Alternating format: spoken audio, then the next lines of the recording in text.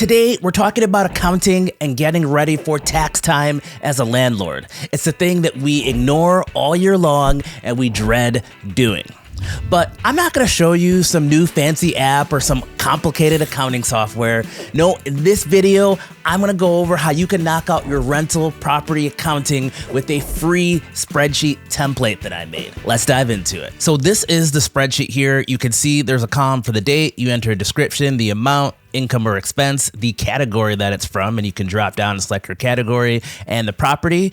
And then this is what you get in the end. It is your income, your expenses broken down by property, all grouped together. And this is what you're gonna need to do your taxes. Whether you do your taxes yourself or a CPA is gonna do them, they're gonna need this profit loss statement that talks about all the different categories that you had and the totals by property. So this spreadsheet isn't for everybody.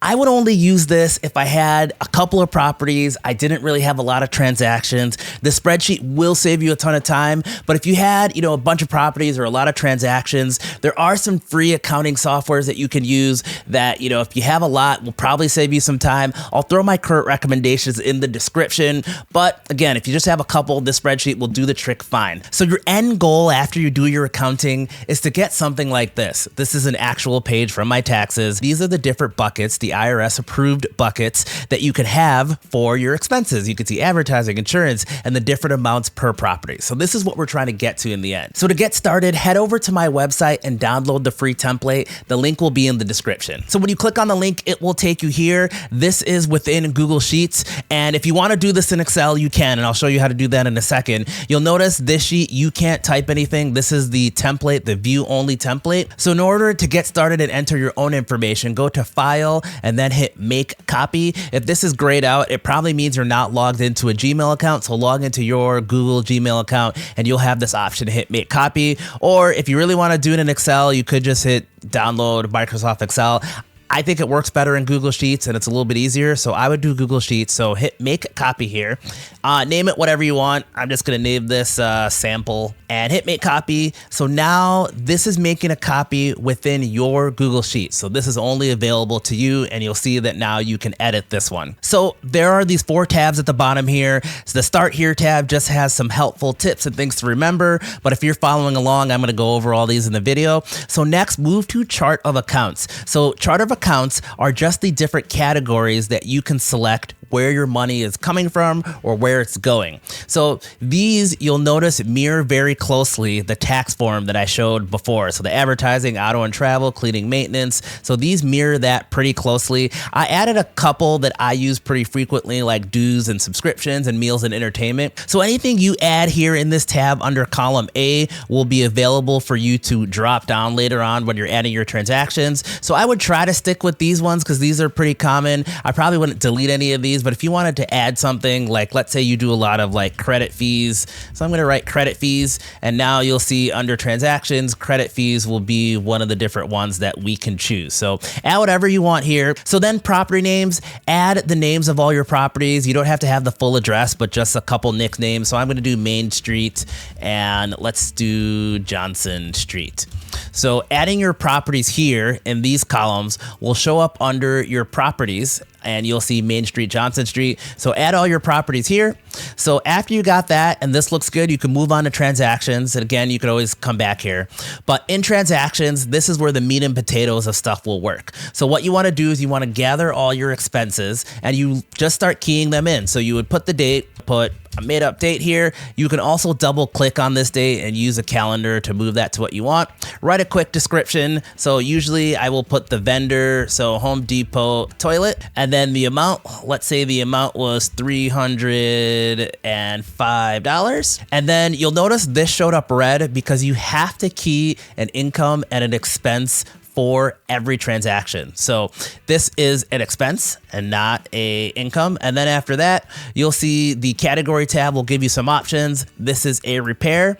And if it was related to a property, you can put the property here. Some expenses are not going to be related to a property. So let's say you have like, a phone expense or, a subscription to real estate service. You might not have that attached to a property, so you don't have to put something here. If you don't put anything, it'll ultimately show up later on as uncategorized. So I'm going to put Main Street and then any memo you want, so you can write any notes that would be helpful for you.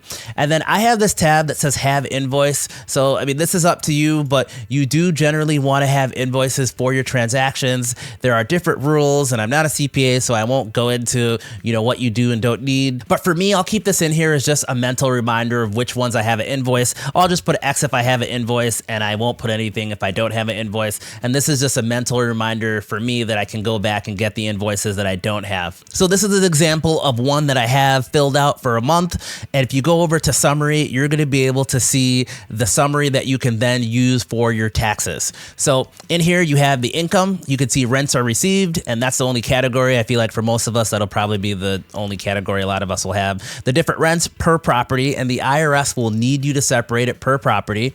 And then you'll see not property specific. There's a couple transactions that are not property specific. So if you go back here, things like, I had a lunch meeting, I had, a Zoom account, Gmail account. Those are things that are not property specific.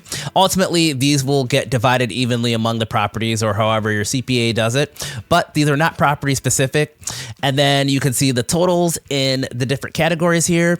One thing that you want to make sure to watch out for is there is a uncategorized category. You want to make sure that you don't have anything uncategorized. So if you go back to transactions, you can see this one I just left blank for 1225, and that's why it is uncategorized. If you don't know where to put it, a good bucket is the Ask My Accountant bucket, and that is just a bucket where you can go back and figure out where it belongs, or you can just ask somebody for it later. So these are the different things that you're going to key in, or your CPA is going to key in to give the different amounts to eventually do your taxes. So if you don't want to type all this stuff in manually, what you can do is if you have everything in one bank account already, you can go over to that bank account and download a CSV file. It will look something like this, and it's just a download of all your transactions, and you can actually just copy and paste things in here. Or if you just have this in another spreadsheet that you already made and you just want it to make that summary for you. But what you would do is you want to paste each column at a time just to make sure they're the right column. So this is something I pulled from my actual bank account, just pulled some stuff from April. So I would hit copy on just the date here, and I would move that date over here, and then I would hit on the exact same columns. You have to make sure these are the same columns. I would hit description. So I would, and I'm hitting Control C on my keyboard to move these over. So, or Command C if you have a Mac, and then I'm hitting Control V or Command V if you have a Mac. So now I'm pasting that description over. Don't worry that bled over. And then the amount, I'm going to copy that amount, and I'm going to move that amount over here. And don't worry about the negative or positives here. Doesn't matter what they are. The computer will figure out if it's a expense or an income based on what you put here. And then from here, you just have to key these in here. So I would say, hey, this thing from, community post, I can see that this is an expense. And then I would key in that this is a dues and subscription. And you could do that. And that would save you a ton of time instead of manually entering everything. So categorizing all your transactions and getting them ready is just one part of tax time. Another thing that you have to make sure you're doing is if you paid somebody over $600 cumulatively in the calendar year, you might have to send them a 1099. And I would look up online what the different exceptions are for that. But for somebody that you have to send a 1099 to, you need to send the form to them and you need to send it to the IRS. And there is a very quick way, an easy way to do that online. So I have a whole video about how to do that. So I would check out that video next. I'll see you there.